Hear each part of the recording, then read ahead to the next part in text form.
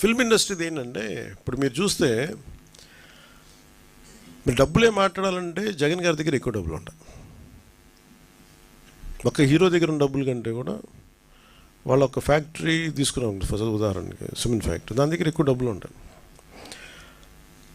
Film actors ఇవన్నీ ఏంటంటే వాళ్ళ హడావిడి ఎక్కువ, గోల ఎక్కువ. అంటే సంపాదించే డబ్బులు కంపారిటివ్, నేను చెప్పే డబ్బులు సంపాదించడం నేను చెప్పట్లేదు కదా, సంపాదించే డబ్బుల కంటే కూడా ఆ హడావిడి అంటే 10 లక్షల మంది జనం వచ్చారు కదా అని చెప్పి 10 లక్షల కోట్లు ఉన్నాం అక్కడ. సైలెంట్గా జగన్ గారి దగ్గర ఉండే వాళ్ళ దగ్గర 1 లక్ష కోట్లు ఉండదు, అది తేడా. సో సైలెంట్గా డబ్బులు ఉండేవాళ్ళు చాలామంది ఉన్నారు.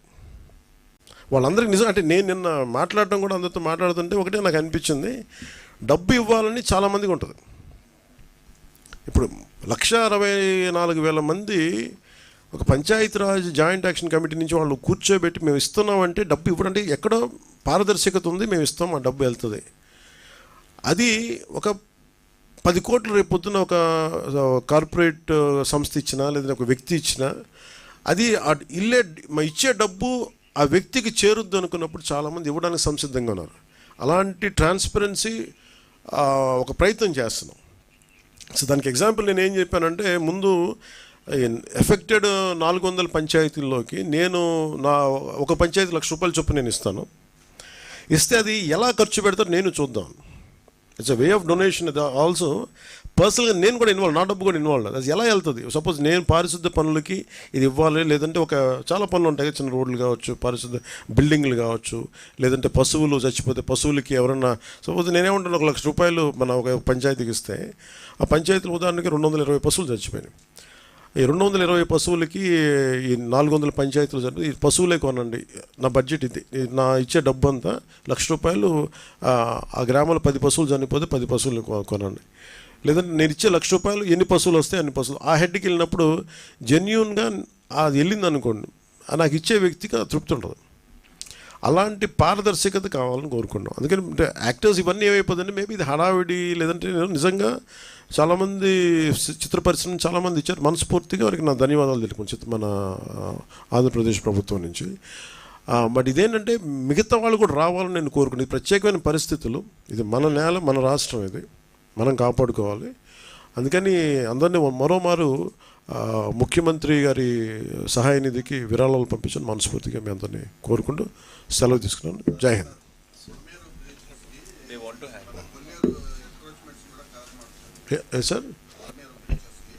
సార్ మనం ఎన్క్రోచ్మెంట్స్ సార్ ఇది అంటే ఇది నా ఉద్దేశంలో మేబీ ఇది మనందరం దీని తాలూకు తీవ్రత చూస్తున్నాం కాబట్టి, మీరు జర్నలిస్ట్ సమాజం నుంచి, పత్రికేయ సమాజం నుంచి, you are the pillar of the democracy.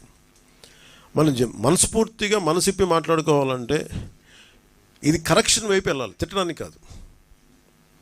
మీరు కొల్లేరులో మీకు ఇవి లేవా, మీకు ఏమైనా ఎన్క్రోచ్మెంట్స్ లేవంటే ఉన్నాయి. But it becomes a cost issue, it becomes a social issue, it becomes economic issues.